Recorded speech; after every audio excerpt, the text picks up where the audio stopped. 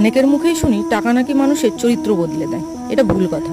টাকা মানুষের শুধু চরিত্র বদলায় না, টাকা মানুষের জীবনটাই বদলে দেয়। এই যেমন ধরো, যে কালো থাকে তাকে ফর্সা বানিয়ে দেয়, যে মোটা থাকে তাকে রোগা বানিয়ে দেয়, আবার যার কারোর কাছে কোনো গুরুত্বই নেই তার সবার কাছে গুরুত্ব বাড়িয়ে দেয়। মানুষের জন্ম নেওয়া থেকে শুরু করে মরার পর তার শেষকৃত্য করার জন্যও টাকা কিন্তু সব থেকে বড় ভূমিকা পালন করে। তোমার কাছে যদি টাকা থাকে, রাস্তায় অচেনা মানুষও ডেকে জিজ্ঞাসা করবে কেমন আছো, আর যদি না থাকে নিজের আপন মানুষেরাও কখনো খবর নেয় না।